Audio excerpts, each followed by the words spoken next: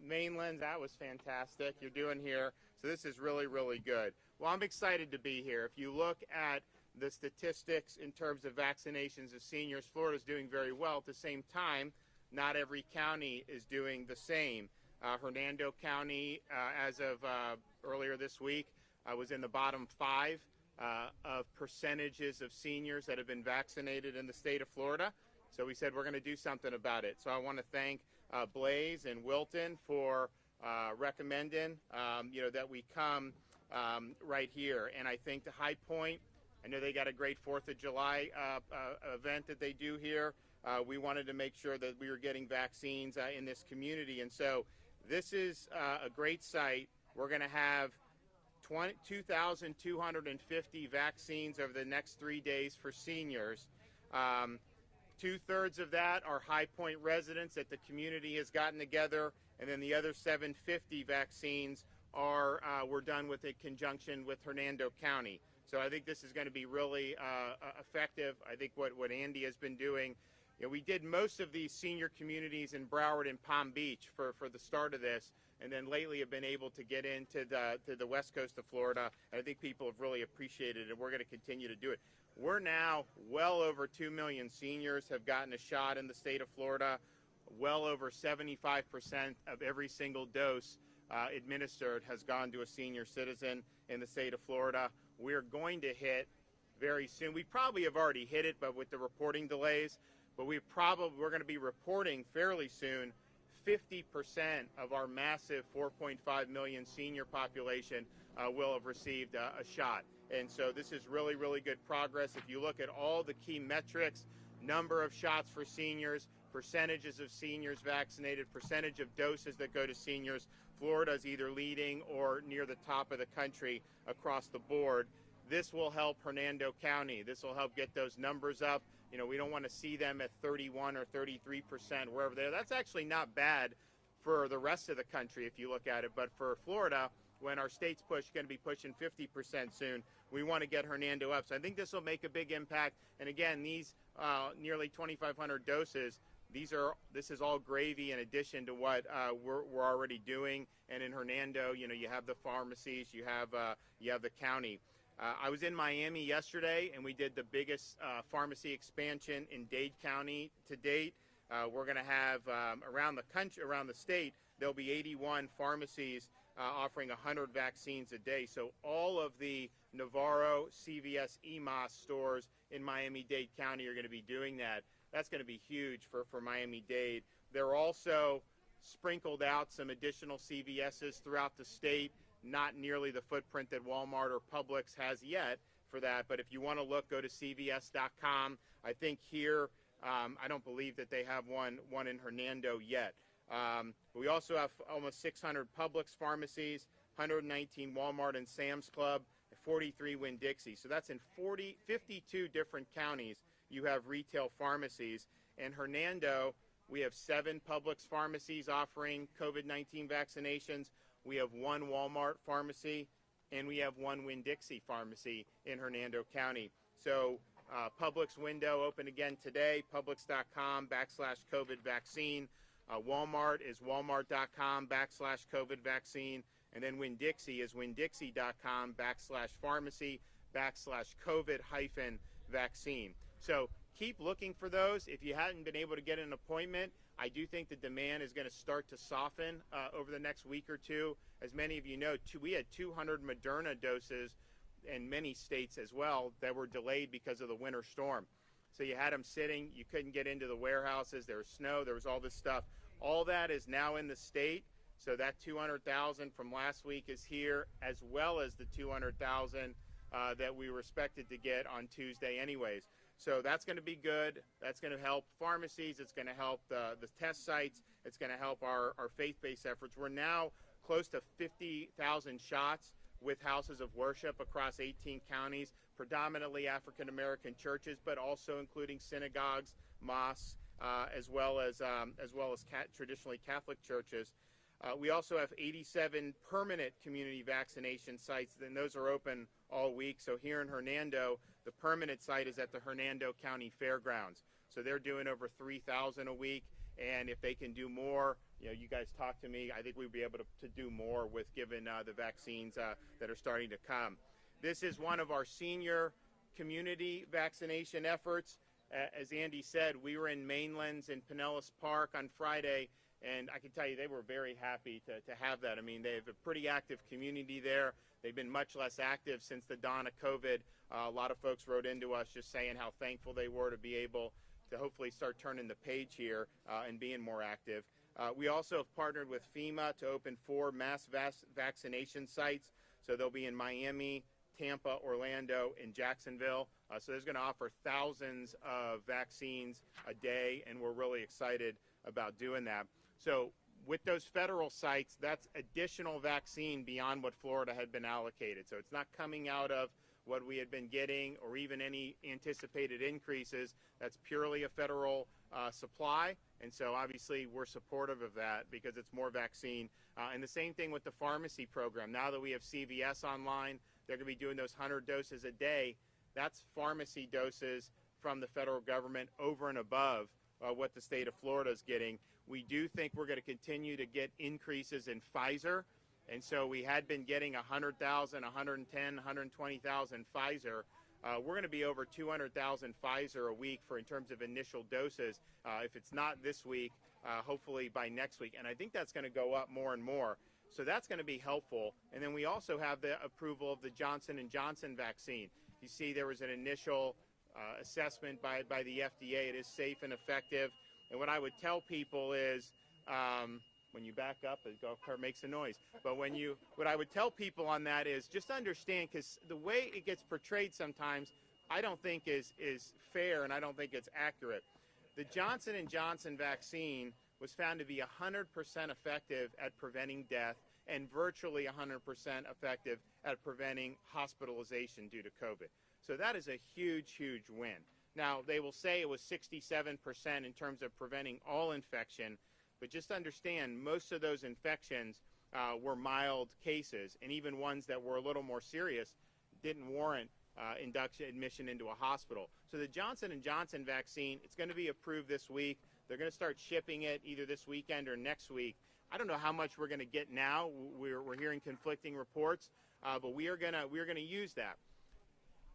We're working on how exactly we're going to use it, because I'm mindful of if we set up a site or we add it to a site and people come, some people are fixated on Moderna, fixated on Pfizer, and we want people to make those choices.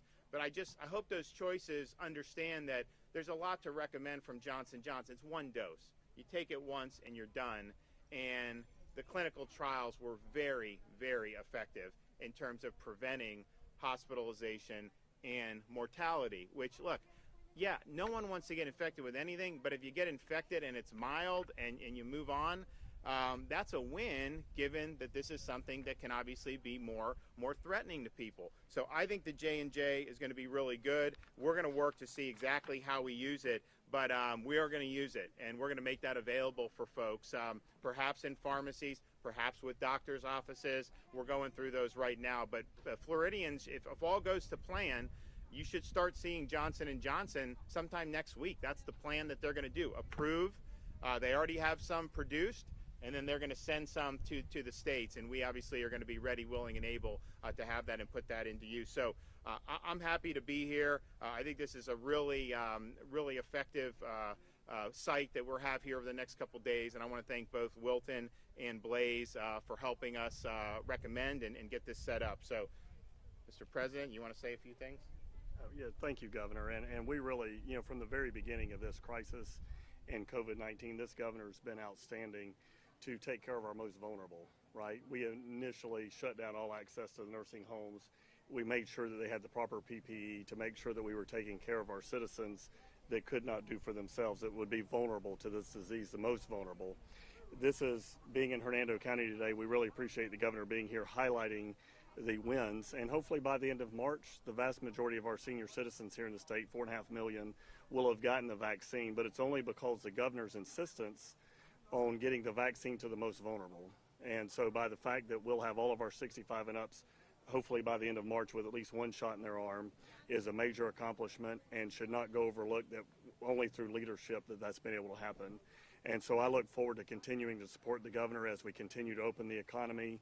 We get more vaccines in arms, more supplies available, and we're looking forward to having a great session, Governor, and thank you for all your leadership. And before I bring Blaze in, I just think Wilton made a point about, so we have 4.5 million seniors. We know 100% are not going to opt for it, and that's fine. There's no mandate. It's there for you. We're going to work to make sure people who want it get it. And so you're going to have a certain amount that just aren't going to want it, and we understand that. I don't know how much that number is. We'll see as the demand starts to soften. But I will say, and I think something like this, what we've set up here, helps with this. There's some who, man, they will be on the website. They really want it. They'll travel. They'll do all that, and a lot of people will do that. There's others who they're not opposed to the vaccine, but they're not going to try to wait in line or do this or that. So if you bring it to a community and their neighbors are getting it, say, hey, just get in your golf cart and drive around, you actually get more people that will participate. And so I think it's good. We don't know exactly how many people in the senior community out of the 4.5 million are going to opt for it. I do know clearly we have multiple million who are very interested in it, and that's great.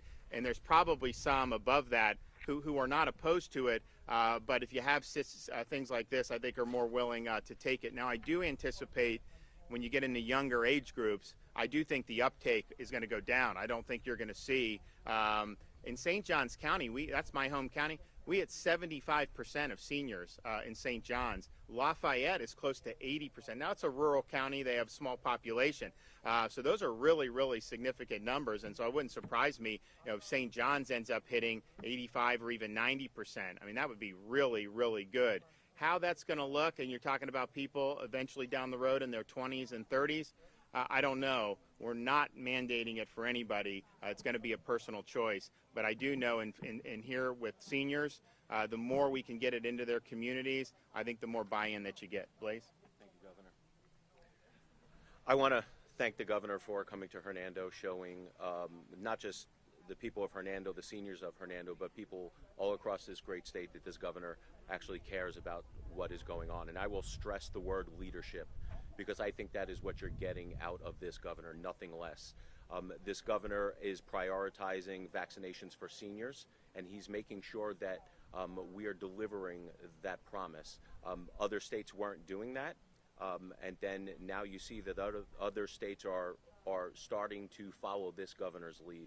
Governor, I want to thank you also for your leadership overall on this issue, making sure that we're not locking people down in this state. We're allowing people to earn a living, keep our economy going. I want to personally thank this governor for keeping our schools open, because that is important.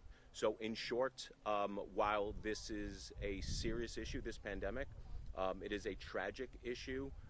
One of the bright spots for me is the leadership of this governor in making sure that we are approaching this pandemic in ways that other states are not.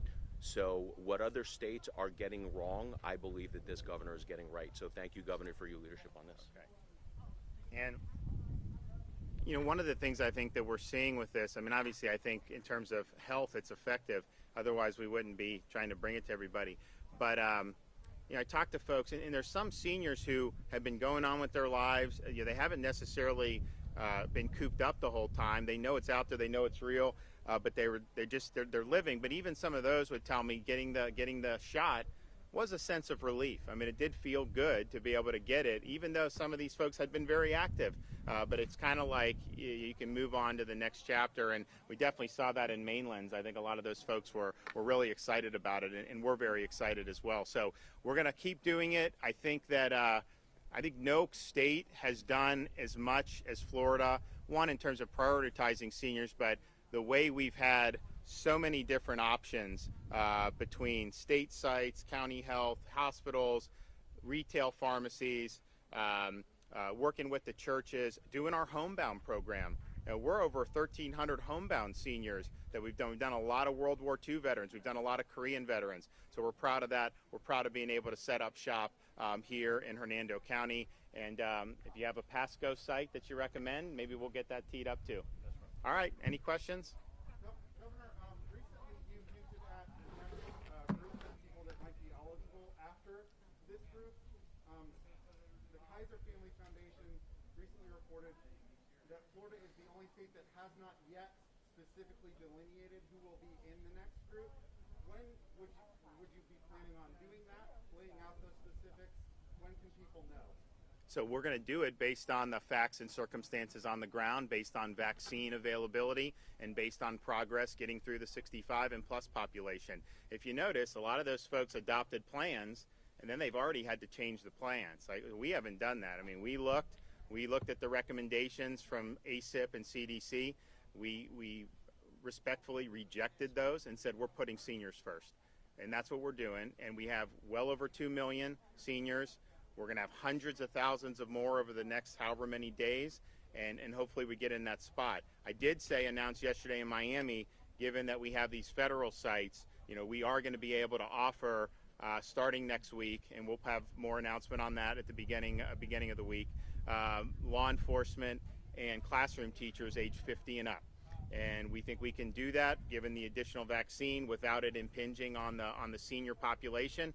And then once we get to the point of the senior population where we start to see the demand go down, then we obviously are going to lower the age and get people at a minimum 60 and then maybe even 55 right off the bat. But it really is dependent on making sure we have the supply and doing that. What I didn't want to do is say, okay, everyone sign up who's 50, 55 or above, and then people sign up and then the vaccine supply not be there. So we're very methodical with it. We look at the numbers every day, of course, monitoring the percentage of seniors in each county that have been vaccinated. But we have been very steadfast in putting seniors first. But you are going to start to see some, and then what's going to happen, I think it'll happen very quickly if the Pfizer is really increased as much as we think it may be, and the J&J, then all of a sudden you're going to have a lot more options. And remember, for most of January, we're getting 250 to 266,000 initial doses a week. Now, we used all those, and that's fine, but now we're in a situation where you have hundreds of thousands more potentially that'll be available in Florida on a weekly basis. And so that'll make a really big difference.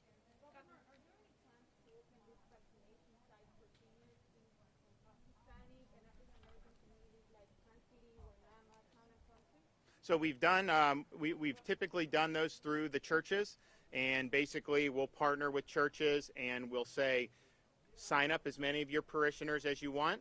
We'll do it, and then you come in and knock it out. And they've done between 500 to 1,000 a day on those. Sometimes you go on Sundays. So if there's any of those houses of worship that are interested, let us know. If there's communities like this where you have a bunch of seniors there in Plant City or any of those other places, let us know, and we absolutely want to be able to go and do it. The Sun City Center one that Andy was working on with us was unbelievably successful. I mean, they're all coming in their golf carts, most of them getting the shots. We did thousands and thousands of these folks in a few days, but what happened was there was a senior community right across the street called Kings Point. And he said, hey, what about us? I said, we'll get you next week, and then we did. So we kept the thing in place. We got the Kings Point seniors to come by, and they were able to do it. So, I would say if you can say we have thousands of seniors that we'll run through, we're interested in helping those efforts. Obviously, as long as we have the vaccine available where we can do that, we want to be helpful. Governor, along those same lines, what is your response to Congressman Chris calling on the Department of Justice to investigate how you're picking these pop-up sites? Well, I think there's some people who are more upset at me for vaccinating seniors than they are for other governors whose policies have killed seniors. And that is a joke. Governor,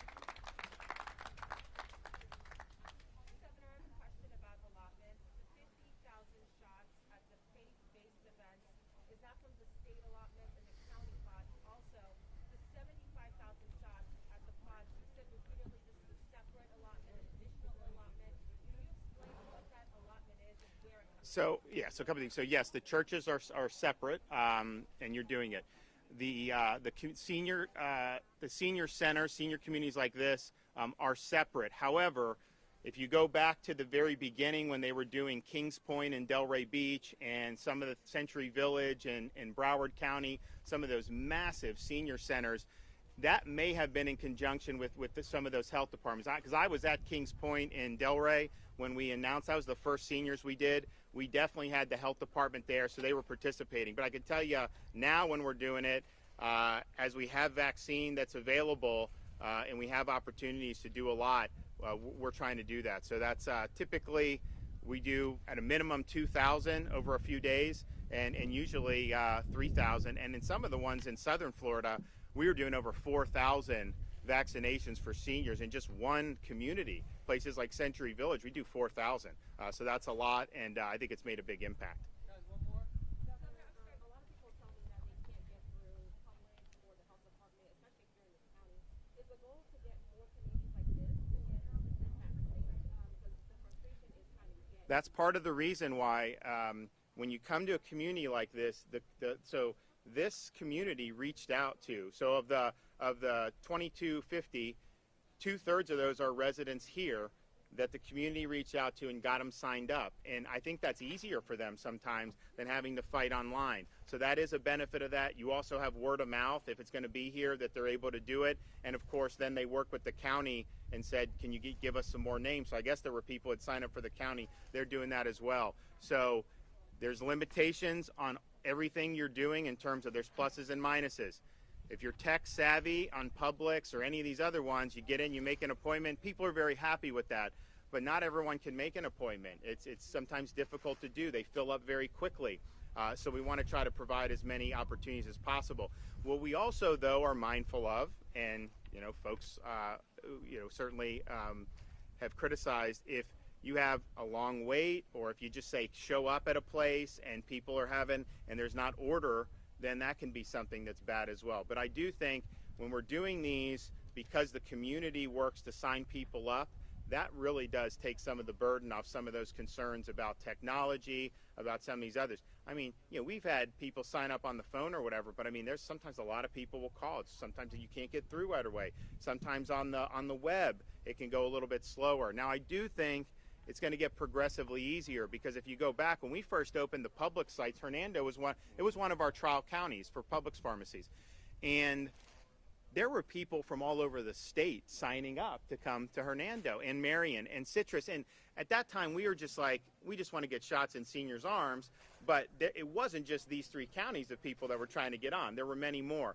Well, now that there's more availability on pharmacies, on all this stuff throughout the state, people are able to, I think, have a little bit better time navigating it. But not everyone, if you're 80 years old, not everyone is technologically savvy, and we totally understand that. So I think this is going to be a great success. I want to thank everyone for getting it going. These guys don't get a lot of lead time on this. I mean, I think we put this together in the last 24, 48 hours, so I want to thank them.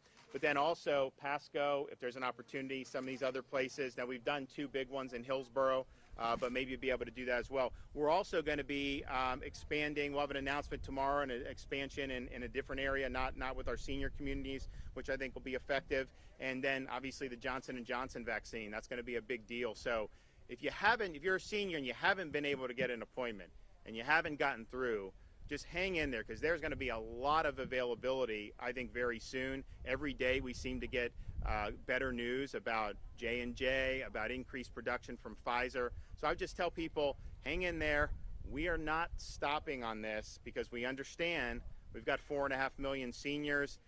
Certainly 3 to 4 million are going to want this, and we want to be able to deliver it. And guess what? I think there's a lot of evidence out there, if you look at Israel, some of these other places that did a lot of early vaccinations, that this does make a big impact. You have fewer people hospitalized, and most importantly, it does save lives. And so that's what it's all about. Thanks, everybody.